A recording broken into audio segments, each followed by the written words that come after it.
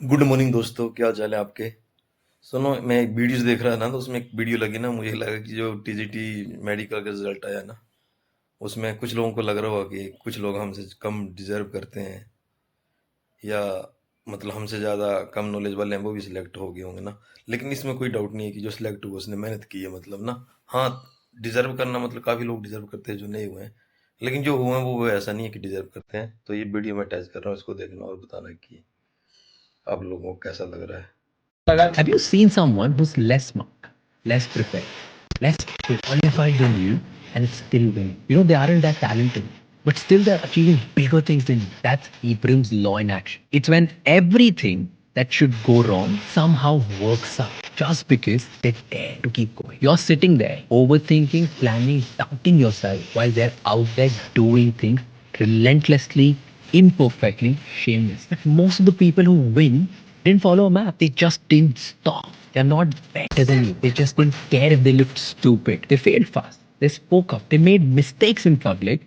And while you waited to feel ready, they already built something. The reason people win isn't because it makes sense. It's because they move fast while you were still trying to find logic.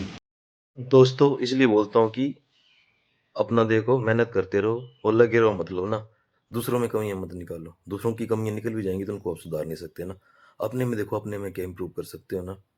उसी चक्कर में मैं मतलब अपने आप को सुधारने को बोलता हूँ, तो लोग बोलते हैं सर आप एचपीआरसी को सपोर्ट कर रहे हैं, गवर्नमेंट को। मैं किसी को सपोर्ट नहीं कर रहा हूँ। एचपीआरसी में कमियां निकाल भी लोगे तो वो थोड़ी सुधारेंगे तुम्हारे कहने पे।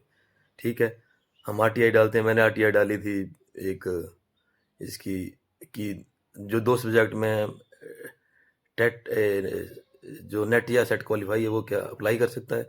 उन्होंने कुछ रूल का हवाला दे दिया कि एज पर रूल ये वो है, और रिजॉल्व कर दी। तो उनसे लड़ उड़ ही सकता मैं ना। तो वही है कि अपने में सुधार करो जितना कर सकते हो ना, जितनी भी गुंजाइश है ना। और दूसरों में कमियां निकाल के कोई फायदा नहीं होगा, कमियां रहेंगी। हाँ, अगर आप किसी ऑर्गेनाइजेशन से जुड़े हो, किसी पार्टी से जुड़े हो ना, तो फिर उसका विरोध करके हो सकता है। इंडिविजुअल विरोध करने से नहीं मानेगी गवर्नमेंट ना। ये दिल ही आप लोगों ने, कितने विरोध होते हैं कितने नहीं होते हैं। मतलब सुप्रीम कोर्ट ने कह दिया कि आप ये फ्री बीज मत बांटो, मतलब जिसको जरूरत है उसी को दो, और इससे लोग काम करना छोड़ रहे हैं। लेकिन सुप्रीम कोर्ट की भी सरकार नहीं सुनती कई बार।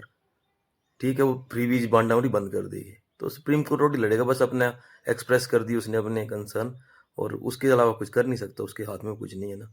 तो इसलिए गवर्नमेंट में अगर है कहीं जुगाड़ वगैरह और इम्प्रूव कर सकते हो ना। हाँ, कल को कोई यही है कि कोई जैसे आपको लगता है कि ऑनलाइन एग्जाम नहीं होना चाहिए, ऑफलाइन होना चाहिए, और कल को कोई विरोध करता है इसका, तो उसके साथ जुड़ो फिर। मैसेज लिखने से और इसमें विरोध करने से नहीं होगा ना। पर मेरे हिसाब से तो ऑनलाइन एग्जाम, हाँ, एक दिन में इनको पैसा इतना खर्च करके अगर कर सकते हैं कि एक दिन में करके नॉर्मलाइजेशन को हटा के, तो वो बेस्ट है। लेकिन मुझे मतलब नियर फ्यूचर में तो पॉसिबिलिटी कम दिख रही है ना, क्योंकि वो सेंटर का हवाला देंगे कि सेंटर में तो एसएससी वगैरह कितने एग्जाम होते हैं, और उसमें तो नॉर्मलाइजेशन लगती है। तो वही है कि इनकी तरफ से इनको करना चाहिए, स्कोर डिक्लेयर करना चाहिए, स्टैंडर्ड एक जैसा रखना चाहिए। लेकिन नहीं हो पा रहा तो क्या करें। तो आपके हाथ में बार बार कहता हूँ एक ही चीज़ है, मेहनत करो। और कुछ नहीं है आपके हाथ में, ना हमारे हाथ में। सही बात है, तुम्हारे के मेरे हाथ में नहीं है। तो जितनी मेहनत इस बार की है उससे एक्स्ट्रा करो थोड़ी सी, ठीक है। और लक तो में सही थोड़ा सा साथ चाहिए चाहिए ना। आप कितनी मेहनत कर लो, अगर लक साथ नहीं देगा तो थोड़ा सा फर्क रह जाता है ना। लेकिन ये फैक्ट भी है कि जितनी ज़्यादा मेहनत करोगे उतना लक साथ देगा। Okay, thank you.